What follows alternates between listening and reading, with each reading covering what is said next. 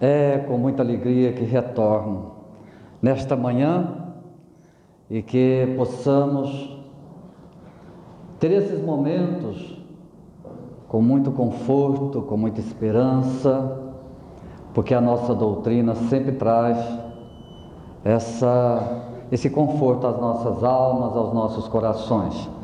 E nesta manhã será diferente de ontem, porque ontem nós falamos do valor da vida, da valorização, uma campanha do Setembro Amarelo contra o suicídio.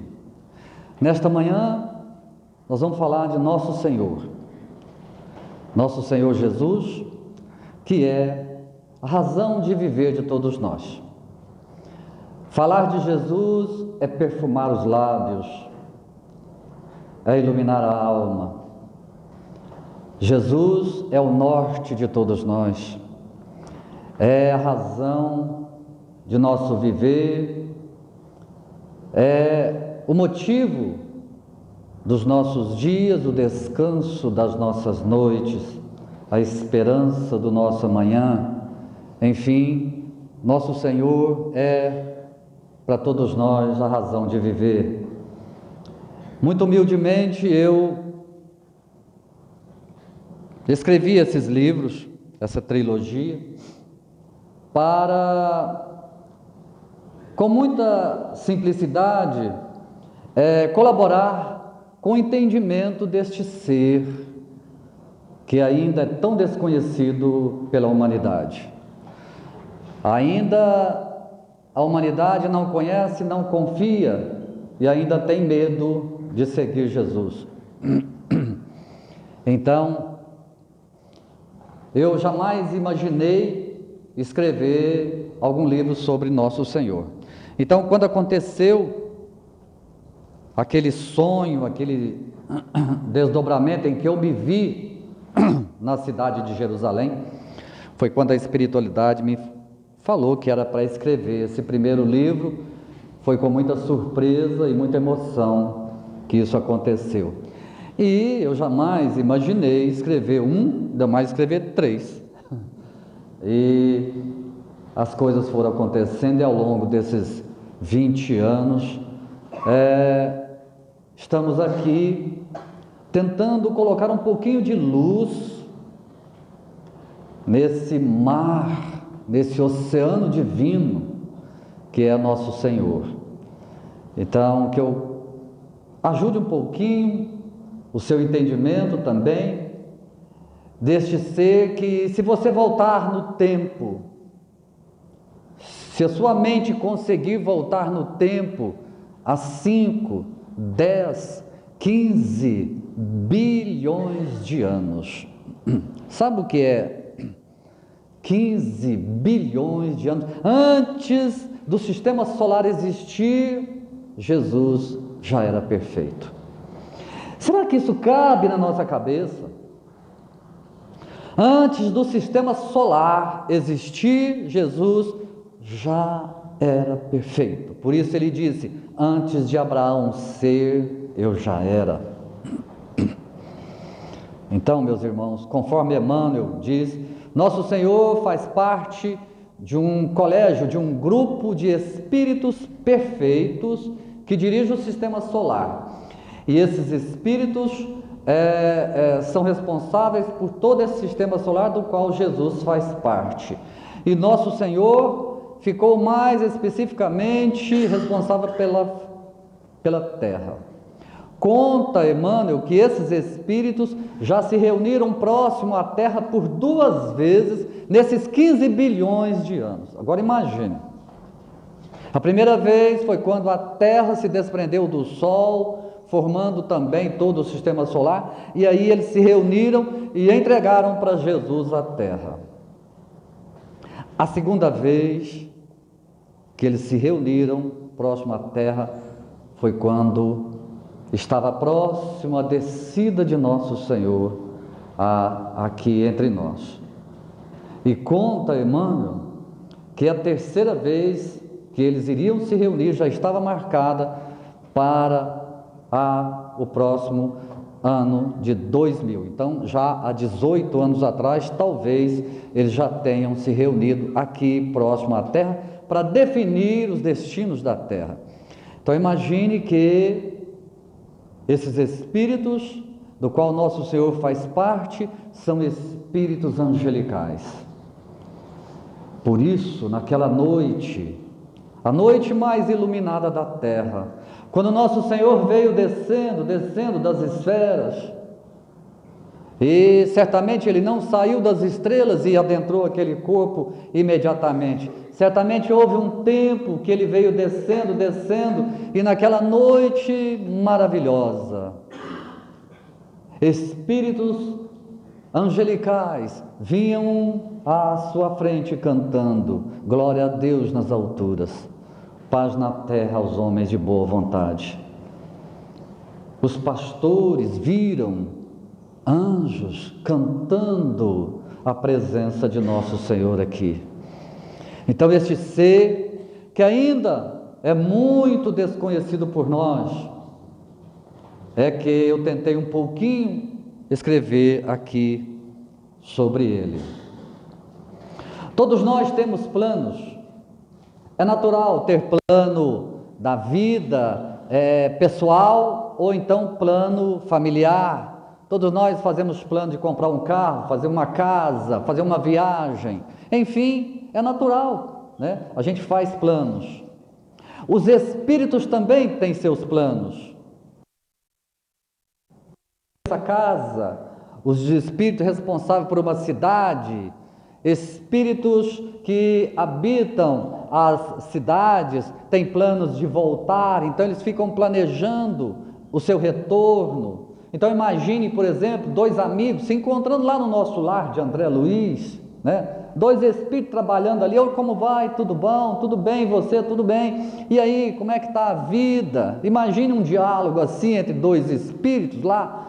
Então, rapaz, estou planejando já a meu retorno, porque minha mãe já foi, o meu pai também, então certamente eles são crianças, daqui uns 20, 25 anos, eu também estarei indo. "Ai, pô, mas onde é que você vai nascer?" "Eu vou lá em Mogi das Cruzes, eu vou, né, porque minha mãe mora lá." Então, imagine, são planos que você fez também antes de voltar para cá. Então, nós fazemos nossos planos, todos nós, é natural. E nosso Senhor, será que Ele tem planos? É claro que tem. Desde a formação da terra, a terra está nas suas mãos. Os destinos de todos nós, Ele nos buscou em outros planetas. Ele que é responsável por todos nós, pelo nosso destino. Por isso Ele disse: "Eu estarei convosco até o fim dos tempos." Assim, nós temos que confiar nessa direção divina. Esse plano de nosso Senhor, Ele tem esse plano. Podemos dividir, muitas vezes as pessoas falam assim: Jesus cumpriu a sua tarefa, cumpriu a sua missão? Sim, em parte, em parte. Ele não terminou ainda o seu plano. Nós temos que dividir o plano divino de nosso Senhor em 3 partes. Antes da sua vinda, a sua presença aqui, e a terceira parte depois dele. Então podemos dizer que a primeira parte, de 15 bilhões de anos até a sua descida, ele cumpriu perfeitamente, trazendo vidas, trazendo a gente de outros planetas até a sua chegada.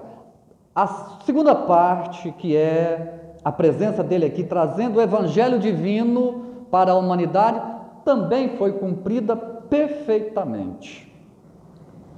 Agora está em curso a terceira parte. E a terceira parte, ela é muito sutil e delicada. Sabe por quê? Não depende dele. Depende de quem? De nós. E aí é que complica as coisas, porque no seu plano divino, não depende dele a terceira parte, depende de você, depende de você, depende de mim. Será que Jesus vai ter sucesso? Certamente que vai. Ele disse: nenhuma de minhas ovelhas se perderá. Agora, que tempo é esse? Aí é o tempo de cada um. Mas esse plano de nosso Senhor, da terceira parte, é um plano audacioso. É um plano muito dispendioso, porque demanda milênios e milênios. Esse plano inclui você, me inclui também, inclui toda a humanidade, que está do outro lado, que está aqui para baixo da terra, no submundo das esferas, que está para cima, que está na carne.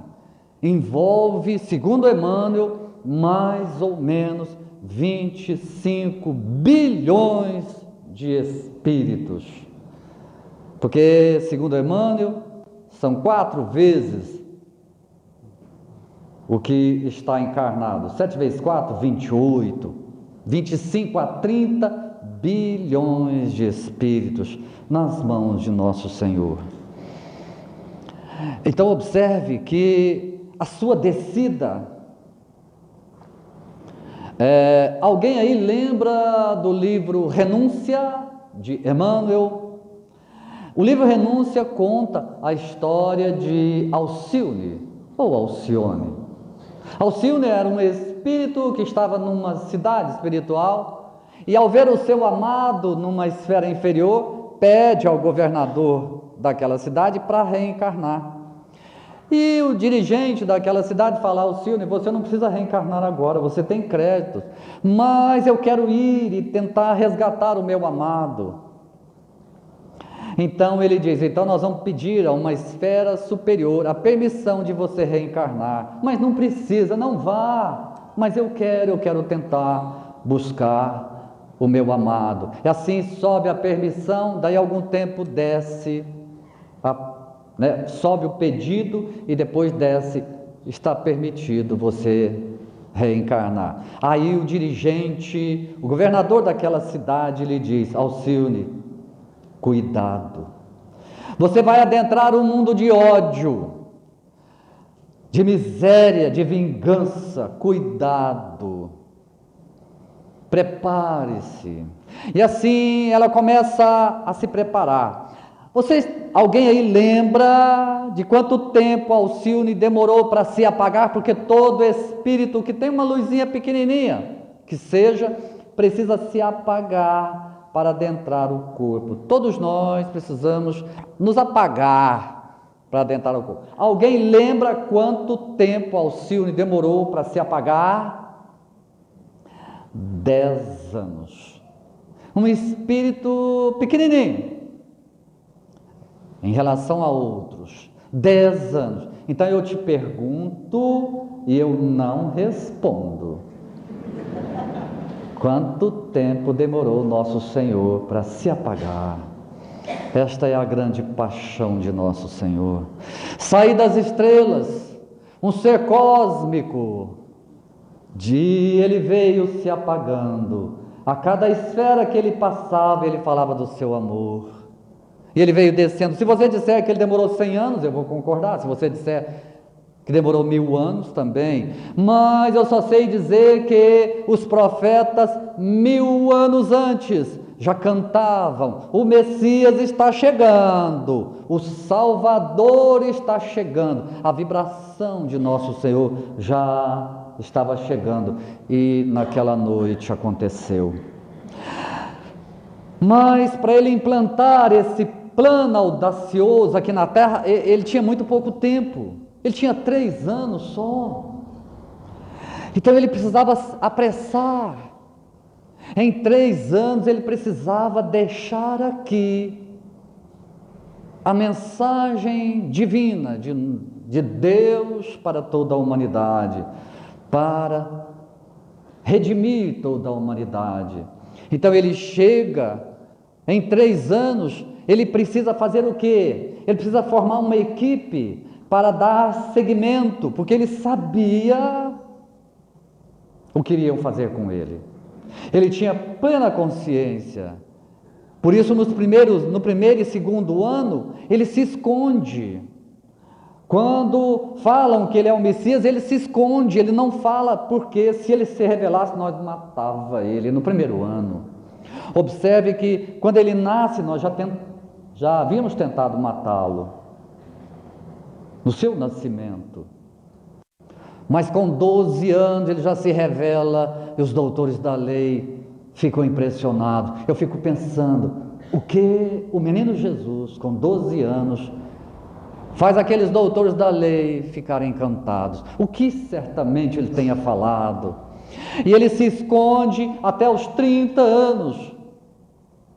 E quando começa a sua tarefa, ele precisa formar uma equipe, porque ele sabe que precisam continuar.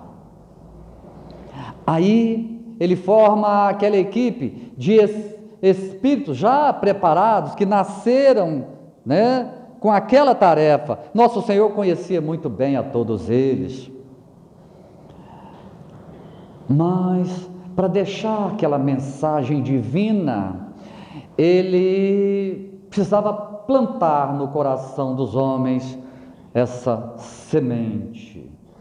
Quando o lavrador vai fazer a plantação, ele precisa revirar a terra, ele precisa mexer a terra para jogar lá no fundo a semente, não é?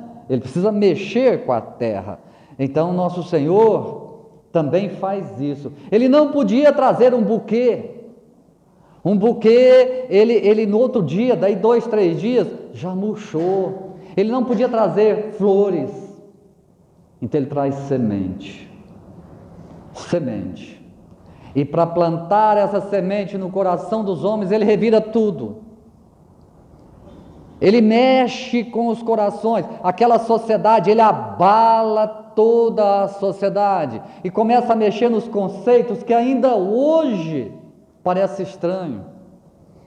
Sabe, quando ele vem revirar tudo para deixar essa semente nos corações, ele começa a questionar hábitos, conceitos que ainda hoje nos parece estranho. Porque quando ele vem dizer, se alguém bater na sua face direita, ofereça a esquerda. Se alguém quiser tomar-lhe o manto, também dê-lhe a túnica. É tudo o contrário do que a gente está habituado. Amai os vossos inimigos. Aí ele conta que o samaritano é melhor do que o outro. Ele diz que o pecador que está orando recebe mais do que o outro que supostamente se julga melhor. Ele faz cura no sábado. Ele diz que o óbolo da viúva, aquela mulher que deu uma moedinha, 2 moedinhas de centavo, doou mais do que aquele que doou muito mais. Então, isso tudo vai mexendo com as pessoas. Fala, mas o que é isso? Quem é este homem? Mas é exatamente para revirar os nossos conceitos. Então, imagine, naquela época, é preciso amar os vossos inimigos. Fala, mas meu Deus... Então Pedro vai conversar com ele, mas Senhor, o Senhor falou para amar os inimigos mesmo? É, Pedro, mas tem que amar mesmo? Tem, Pedro. Mas Senhor, tem que amar os romanos também?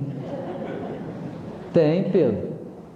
Mas Senhor, eu pesco 100 peixinhos, eles vêm aqui e levam 70, 80, eu fico com um pouquinho, não dá nem para alimentar a minha família, eu tenho que amar eles? Tem, Pedro. Você topava? Então, esses conceitos que ainda hoje a humanidade não entendeu, é para que nós nos libertemos. E aí, que plano é esse que nosso Senhor veio trazer, esse plano audacioso? Sabe qual é?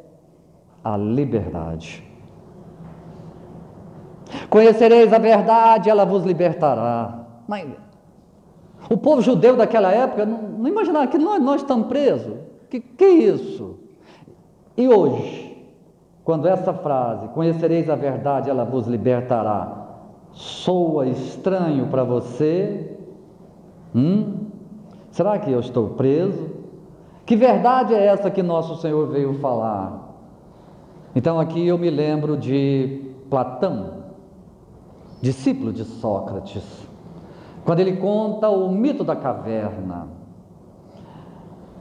Conta ele, e essa metáfora, essa fábula, sei lá como é que a gente pode dizer, é o mito da caverna. Fábula é quando é animal, né? É o mito da caverna. Ele conta que os homens viviam dentro de uma caverna, todos amarrados, acorrentados, e no meio da caverna uma fogueira, e que projetava na parede a sombra daqueles homens. Eles julgavam que o mundo que eles conheciam era a caverna e aquelas imagens. Assim eles viviam ali dentro, acorrentados, achavam que a vida era aquilo ali. Mas certo dia, um homem daquela caverna se libertou e conseguiu sair daquela caverna. Quando ele sai daquela caverna, eles ficam encantados, fala: meu Deus! E ele vê pássaros, ele vê a vida, rios, montanhas, ele vê o céu e fala: que isso? Que mundo fantástico! Eu imaginava que a vida era dentro da caverna, olha! E ele fica emocionado, maravilhado. Então o que ele decide? Eu vou voltar, eu preciso contar, eu preciso falar para eles que existe vida fora da caverna, eu preciso voltar. E volta. Quando ele entra, começa a contar: gente, lá fora tem vida, vamos lá para fora. E o que eles fazem? Você está doido? Você está louco? Gente, eu estou falando, lá fora, vamos lá para fora, vamos sair da caverna. Cala a boca, você está doido, você está maluco, a vida é aqui dentro. Então, ele continua insistindo: a felicidade que eu estou sentindo, o mundo que eu descobri, vamos. E aí eles falam o quê? Cala a boca, senão nós te matamos. E aí ele se cala e vai embora. Quando o nosso Senhor vem propor: conhecereis a verdade, ela vos libertará, é porque nós estamos presos. Há vários tipos de prisões, de celas, de cadeias. Nós estamos presos à vaidade, à arrogância, à prepotência, à riqueza, ao vício, à dependência. Cada um de nós estamos presos à dependência de calmantes, de revigorantes, de sei lá do que. Então nosso Senhor vem propor: você quer ser livre? Mas infelizmente, nesse mundo nosso, tem muitos presos que gostam de ser presos. Eles não querem ser libertados. Tem presos que querem levar outros presos. Vem para cá, a minha vida que é boa. Tem presos que não se julgam presos. Quem falou que eu estou preso? E nosso Senhor quer nos libertar. Está aqui a chave. Eu não quero essa chave. Quem disse que eu quero? Sai daqui. Mas eu quero que você se liberte. Vão lá para fora. É por isso que nós mandamos calar. Cala a boca, Gandhi. Cala a boca, Luther King. Que ideia é essa de não violência? Para com isso. Eu quero Barrabás. Barrabás, mate ele. Mata! Ele está falando um negócio que é contra eu não quero, mata ele. Que coisa! É isto que nosso Senhor vem dizer. Conhecereis a verdade, ela vos libertará. Ou seja, olha o tempo verbal que ele usou, conhecereis. A gente vai adentrando o mundo no nosso Senhor e vai ficando maravilhado, encantado. Fala, meu Deus, que mundo é esse que ele propõe? Eu vos deixo a minha paz, eu vos dou a minha paz, não dou como o mundo a dá. Ou seja, a paz que o mundo dá, que jeito que é essa paz que o mundo supostamente propõe? É o mundo do comodismo. Eu estou muito bom, tem empregão, tem carrão, tem mansão, um mundo que se dane. Não é? Essa é a paz do mundo, domínio. Eu mando, eu tenho. Isso é uma paz de verniz. A paz que nosso Senhor diz é a interior, é para dentro, é a liberdade, sair dessa caverna. Olhemos o nosso mundo atual, principalmente o nosso Brasil, o mundo de radicais. Quantas pessoas se julgam sair da caverna, mas entra em outra. Todo fanatismo é caverna. Quando a gente saiu do catolicismo, fala, agora me libertei, vai para o espiritismo. Tem muito espírita que está dentro de caverna, fanático, sabe? Acha que o mundo é a casa espírita, essas quatro paredes.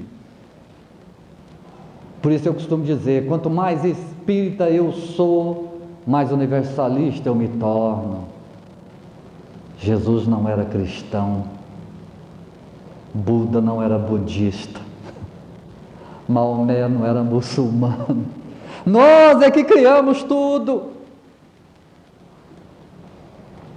Então a proposta de nosso Senhor me encanta e me assusta, porque eu ainda me vejo saindo da caverna e muitas vezes voltando, através de interesses próprios, das nossas imperfeições, das nossas quedas. Você quer sair da caverna? Eu olho no espelho e pergunto, mas que dia que você vai sair da caverna? É essa luta de sair e voltar, depois sair e andar mais um pouquinho, e cair e voltar. A gente vai cada vez mais distante, sabe?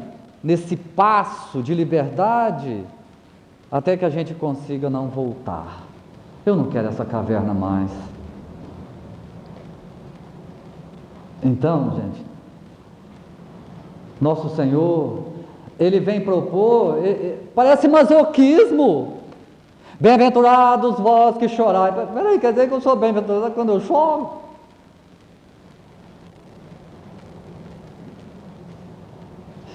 Meus irmãos, a proposta de nosso Senhor é para a eternidade, ela não vai passar. O que a gente assimilar hoje, daqui 10 mil anos vai estar valendo. As palavras, nem tudo que está no Evangelho é verdade. Por isso eu acredito num Senhor doce e meigo, jamais usando violência, agressividade. Por isso que eu escrevi esses 3 livros, tentando mostrar um pouquinho desse ser angelical que a gente não conhece. Agora, há um meio da gente sair dessa caverna. Ele quer te dar a liberdade.